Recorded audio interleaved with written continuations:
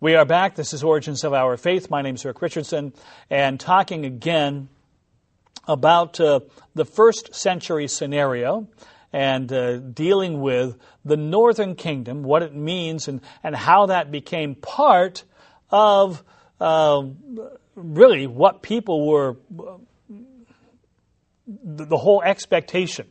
Paul, when he writes in Romans in I believe this is chapter 8, and he says the whole creation waits for the earnest expectation of the manifestation of the sons of God. So the creation groans because it's waiting for this to happen. So something very much people were looking for. Daniel had written, being specific as far as this would happen after the temple was rebuilt, but before it was destroyed again.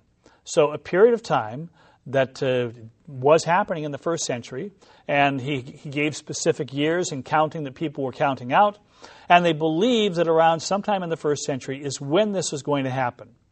And this Messiah was going to die.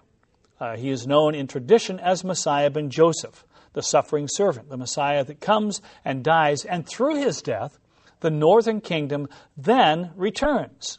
So if this is the scenario that was laid before them, well, you see then why they were so anxious for things to start happening.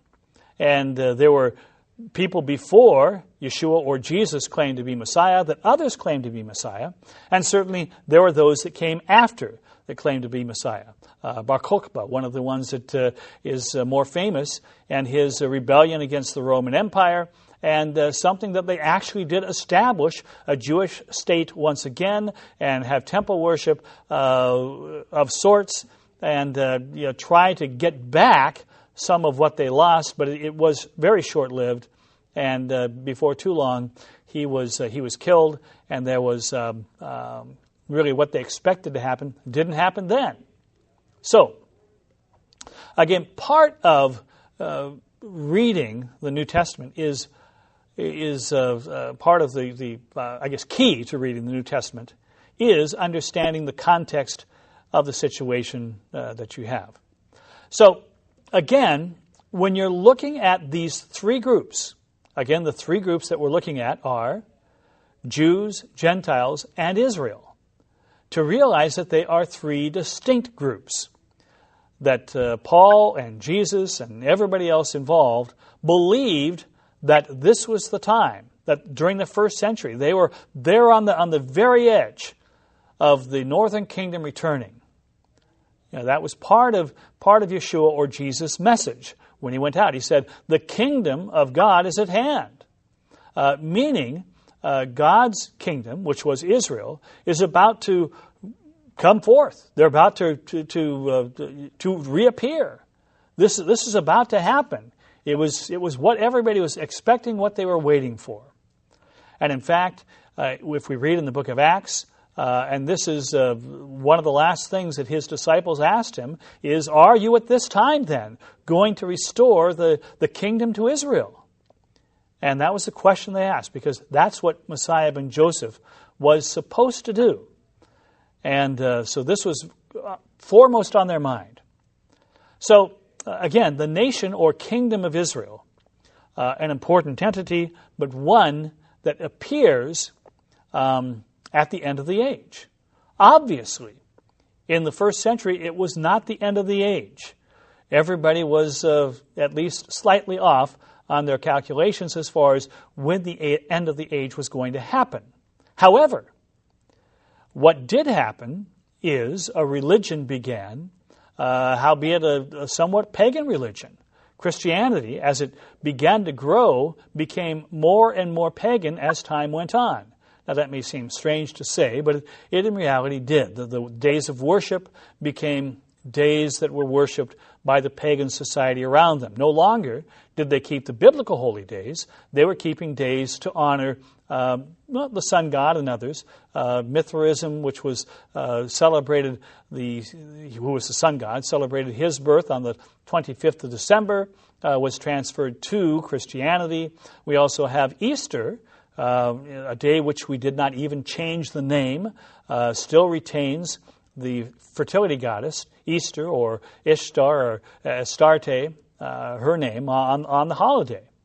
And it was a day to celebrate fertility. Therefore, rabbits and eggs are associated with the day. And a lot of other things that are part of paganism really got mixed in with the worship of the God of Abraham, Isaac, and Jacob. So something that as time went on, the religion became very distinct and different from Judaism. Now, why is that? Was that a mistake? Did God goof? Did he do something? Oh, how could that happen? Well, no, it was meant to happen that way. Everything is under control. God has everything working well in his plan. The reason for that is that God wanted a group of people out there that were the lost tribes, the house of Israel, to come back to him, come back to God at the end of the age. Now, the only way to do that is if there is a way to reach them, is if there is a way for them to understand who they are.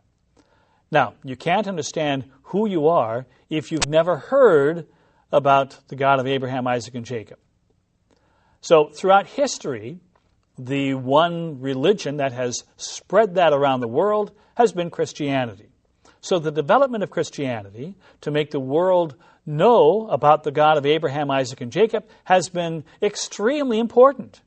This has not happened because of Jewish communities sending out Tanakhs around the world. They don't go into hotels and put the Old Testament in your hotel room.